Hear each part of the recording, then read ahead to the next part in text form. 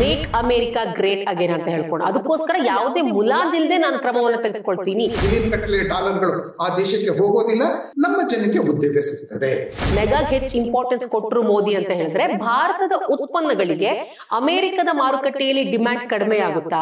India ಅದು tariff king ಅಂತ ಹೇಳಿದ್ರು. India is a great abuser of tariff ಅಂತನೂ ಸಹ ಅವರು ಮಾತಾಡಿದ್ರು. ಅಮೆರಿಕದಿಂದ ಅತಿ ದೊಡ್ಡ ಪ್ರಮಾಣದಲ್ಲಿ ಶಸ್ತ್ರಾಸ್ತ್ರಗಳನ್ನ ಆಮದು ಮಾಡಿಕೊಳ್ಳೋದಕ್ಕೆ ತುದಿಗಾಲದಲ್ಲಿ ನಿಂತಿರುವಂತ ದೇಶ ಇಂಡಿಯಾ. ಪ್ರಪಂಚದಲ್ಲಿ ಶಸ್ತ್ರಾಸ್ತ್ರಗಳ ಅತಿ ದೊಡ್ಡ ಆಮದುದಾರ ದೇಶ ಇಂಡಿಯಾ. ಐಷಾರಾಮಿ ವಾಹನಗಳ ಮೇಲಿನ ಸುಂಕವನ್ನ 125% ಇಂದ 70% ಇಳಿಸ್ತಾರೆ. ಹೀಗೇನು mature leaders behave this way? Sir, ಇವಾಗ ಡೊನಾಲ್ಡ್ ಟ್ರಂಪ್ ಅವರ ಅಧಿಕಾರವನ್ನು ಸ್ವೀಕರಿಸೋಕೆ ಮುಂಚೆ ನಾನು 2 ವಿಚಾರ ಹೇಳಿದೆ. ಒಂದು, ಅಕ್ರಮ ವಲಸಿಗರನ್ನ ಗಡಿಪಾರು ಮಾಡೋದಾಗಿರ್ಬೋದು. ವೆರಿ ಇಂಪಾರ್ಟೆಂಟ್ ಏನು ಅಂತ ಹೇಳಿದ್ರೆ ಮ್ಯಾಗಾ, ಮೇಕ್ ಅಮೆರಿಕಾ ಗ್ರೇಟ್ ಅಗೇನ್ ಅಂತ ಹೇಳ್ಕೊಂಡು ಅದಕ್ಕೋಸ್ಕರ ಯಾವುದೇ ಮುಲಾಜಿಲ್ಲದೆ ನಾನು ಕ್ರಮವನ್ನು ತೆಗೆದುಕೊಳ್ತೀನಿ, ಯಾವುದೇ ಎಕ್ಸ್ಟೆಂಟ್ ಹೋಗೋಕ್ಕೂ ಕೂಡ ರೆಡಿ ಅನ್ನೋ ರೀತಿಯಲ್ಲಿ. ಅದೇ ರೀತಿಯಲ್ಲಿ ಇವಾಗ ಮಾಡ್ತಾ ಇದ್ದಾರೆ ಕೂಡ, ಗ್ರೌಂಡ್ ವರ್ಕ್ ಮಾಡ್ತಾ ಇದ್ದಾರೆ.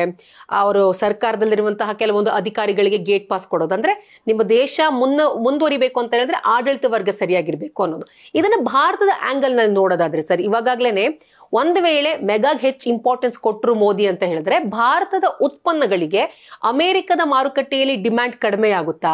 ಈ ಮ್ಯಾಗಾ ಅನ್ನೋದು ಅಮೆರಿಕದ ಹಿತದೃಷ್ಟಿಯಿಂದ, ಅಮೆರಿಕದ ದೇಶದ ಅಧ್ಯಕ್ಷರಾಗಿ ಅವ್ರು ತೆಗೆದುಕೊಂಡಿರೋದು ಅವರ ದೇಶದ ಹಿತದೃಷ್ಟಿಯಿಂದ ಒಳ್ಳೇದು. ಆದ್ರೆ ಭಾರತದ ಆಂಗಲ್ ನಾವು ನೋಡೋದಾದ್ರೆ ಭಾರತಕ್ಕೆ ಅಮೆರಿಕ ಕೂಡ ಒಂದು ಒಳ್ಳೆ ಲಾರ್ಜೆಸ್ಟ್ ಮಾರ್ಕೆಟ್. ಆದ್ರೆ ಭಾರತದ ಪ್ರಾಡಕ್ಟ್ಸ್ ಏನಾದ್ರು ಡೌನ್ ಆಗುತ್ತಾ, ಡಿಮ್ಯಾಂಡ್ ಏನಾದ್ರು ಡಿಕ್ರೀಸ್ ಆಗುತ್ತಾ, ಭಾರತದ ಮೇಲೆ ಇದು ಯಾವ ರೀತಿ ಇಂಪ್ಯಾಕ್ಟ್ ಬೀರುತ್ತೆ ಸರ್? 2 ಪ್ರಶ್ನೆಗಳಿವೆ ನಿಮ್ಮ ಇದರಲ್ಲಿ.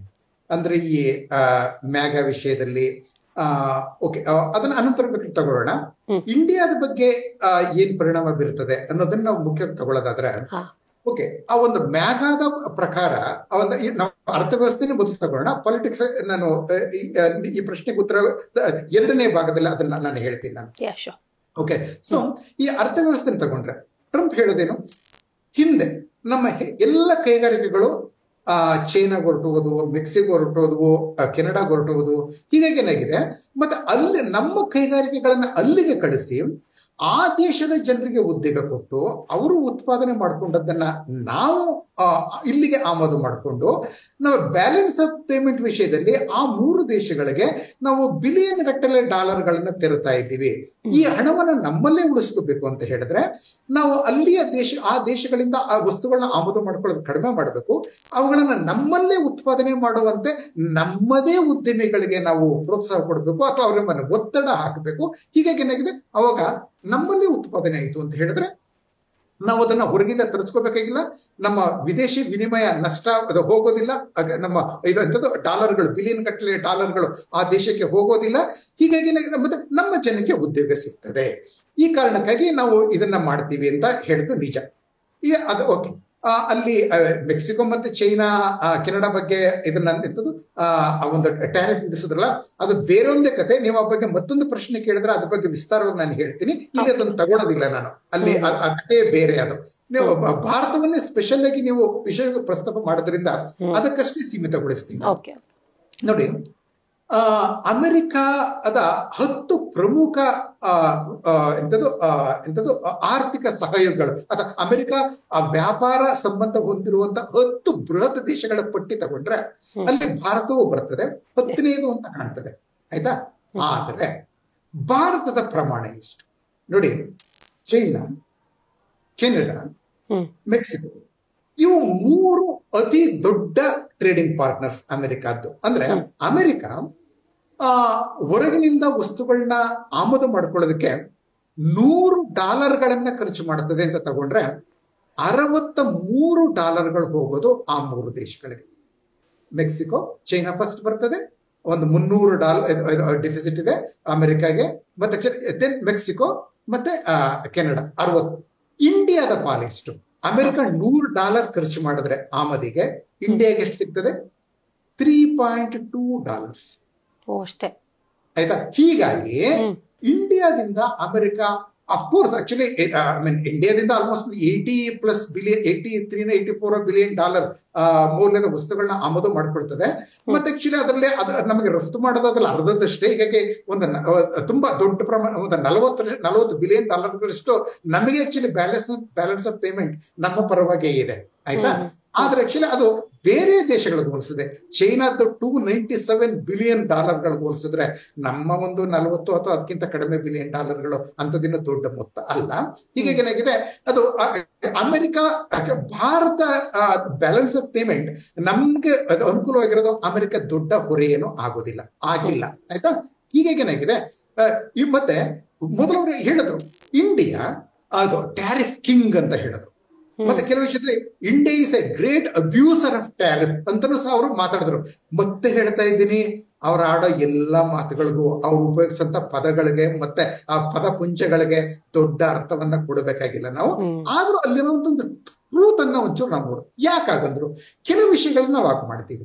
ಈಗ ನಾವು ಅಮೆರಿಕಾದಿಂದ ಲಕ್ಸುರಿ ಕಾರ್ಗಳನ್ನ ನಾವು ಇಂಪೋರ್ಟ್ ಮಾಡ್ಕೊಂಡ್ರೆ, ಲಕ್ಸುರಿ ಕಾರ್ಗಳನ್ನ ನಾವೆಲ್ಲ ತಗೊಳ್ಳೋದಿಲ್ಲ, ಅದು ಬೇರೆ ವಿಷಯ ಬಿಡಿ, ಆಯ್ತಾ. ಅದ್ರ ಕೊಂಡ್ಕೊಳ್ಳೋರು ಇದ್ದಾರೆ, ಜಾಸ್ತಿ ಆಗ್ತಾ ಇದ್ದಾರೆ ನಮ್ಮ ದೇಶದಲ್ಲಿ ಅದು ಕೊಂಡ್ಕೊಳ್ಳೋರು. ಆ ಲಕ್ಸುರಿ ಕಾರ್ಗಳಿಗೆ ಇಂಡಿಯನ್ ಗವರ್ನಮೆಂಟ್ ಎಷ್ಟು ಟ್ಯಾರಿಫ್ ವಿಧಿಸುತ್ತೆ? 125%, ಆಯ್ತಾ. ಮತ್ತೆ ಇನ್ನೊಂದು ಹಾರ್ಲೆ ಡೇವಿಡ್ಸನ್ ಬೈಕ್ಗಳು, ಅದರದ್ದು ಜಾಸ್ತಿ CC ಇರುವಂತ ಬೈಕ್ಗಳಿಗೆ ನಾವೆಷ್ಟು ಟ್ಯಾರಿಫ್ ಇದು ಮಾಡ್ತೀವಿ? ಎಂತದ್ದು 50% ಟ್ಯಾರಿಫ್. ಅದನ್ನ ಹೇಳ್ತಾವ್ರು ಹೇಳಿದ್ರು, ಇಂಡಿಯಾ ಬೈಸಿಕಲ್ ಕಳಿಸ್ತದೆ ನಮ್ಗೆ, ನಾವು ಟ್ಯಾರಿಫ್ ಹಾಕೋದಿಲ್ಲ ಅದಕ್ಕೆ. ಅದ್ರ ನಾವು ಕಳಿಸುವಂತ ವೆಹಿಕಲ್ಗಳಿಗೆ 100 ಮೇಲೆಲ್ಲ ಟ್ಯಾರಿಫ್ ಆಗ್ತದೆ. ಎರಡು ಕಂಪ್ಯಾರಿಸನ್ ಬೇರೆ ಬಿಡಿ, ನಮ್ಮ ಕೆಲವು ವಸ್ತುಗಳು ಅವ್ರು ಕಳಿಸುವಂತ ವಸ್ತುಗಳು ಅಜಗಜಾಂತರ ವ್ಯತ್ಯಾಸ ಇದೆ. ಆದ್ರೂ ಸಹ ಅವ್ರು ಹೇಳಿದ್ದೇನು, ಇಂಡಿಯಾ ಅಂದ್ರೆ 100%ಗಿಂತಲೂ ಜಾಸ್ತಿ ಟ್ಯಾರಿಫ್ ಅನ್ನ ವಿಧಿಸ್ತದೆ ಅನ್ನೋದು ಕೆಲವು ವಿಷಯಗಳನ್ನಾದ್ರೂ ನಿಜ ಅಲ್ವಾ? ಹೀಗಾಗಿ ಅವ್ರು ಹಾಗಂತ ಹೇಳಿದ್ರು. ಆಮೇಲೆ ಜಯಶಂಕರ್ ಹೋಗಿದ್ರಲ್ಲ, ಅವಾಗ ಬಹುಶಃ ಅದ್ ಯಾಕೆ ಹೋಗಿದ್ರು ಅಂತ ಇನ್ನೂ ಕೇಳೋರ್ಗೆ ನಾನು ಹೇಳ್ತೀನಿ ಉತ್ತರವನ್ನ.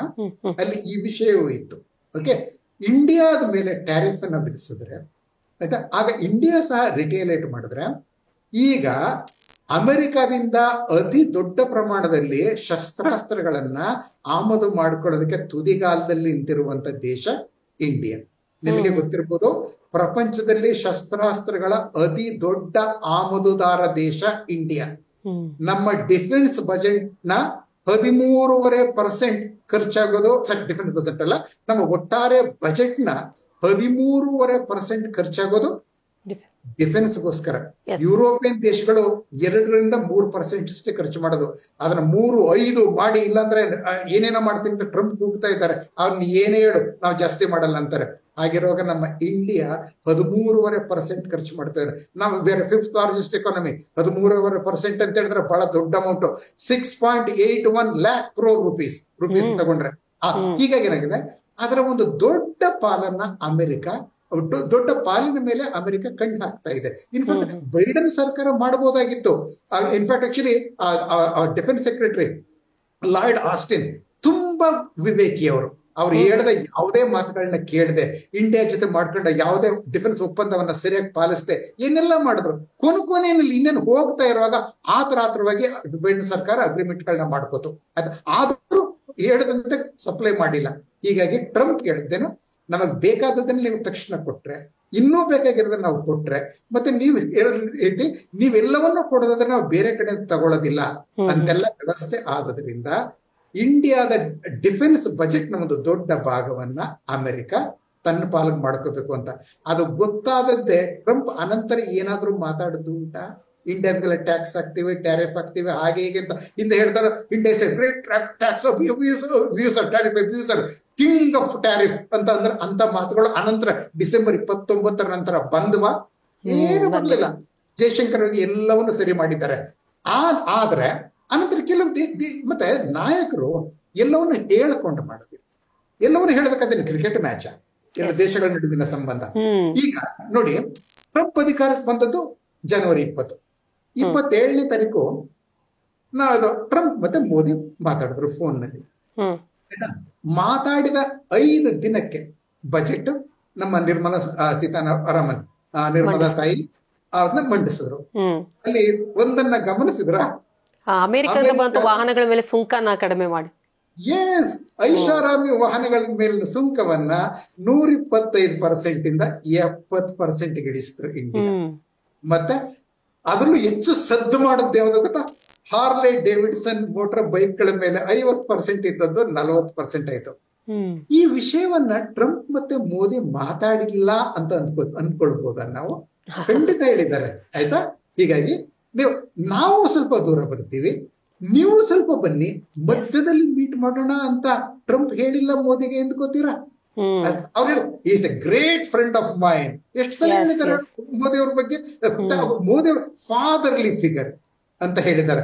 ಈ ಫಾದರ್ಲಿ ಫಿಗರ್, ಗ್ರೇಟ್ ಫ್ರೆಂಡ್ ಜೊತೆನಲ್ಲಿ ಟ್ರಂಪ್ ಆಯ್ತಾ, ಸ್ವಲ್ಪ ಹತ್ರ ಬನ್ನಿ, ನಾನು 2 ಹೆಜ್ಜೆ ಬರ್ತೀನಿ, ನೀವು 2 ಹೆಜ್ಜೆ ಬನ್ನಿ. ಈಗ ಏನಾಗಿದೆ, ಪ್ರಪಂಚದ ಮುಂದೆ ಆಯ್ತಾ ನಮ್ಮ ಮಧ್ಯೆ ಯಾವುದೇ ಡಿಫ್ರೆನ್ಸ್ ಇದೆ ಅಂತ ನಾವು ಸಣ್ಣದು ಇದೆ ಅಂತ ತೋರಿಸ್ಕೋಬಾರ್ದು, ನಾವು ಒಳಗೊಳಗೆ ಸೆಟಲ್ ಮಾಡ್ಕೊಬಿಡೋಣವಾ ಅಂತ ಮಾತಾಡ್ಕೊಂಡಿಲ್ಲ ಅಂತ ಅಂದ್ಕೋಬೋದ ನಾವು? ಖಂಡಿತ ಮಾತಾಡ್ಕೊಂಡಿದ್ದಾರೆ. ಹೀಗೇನೆ mature leaders behave this way.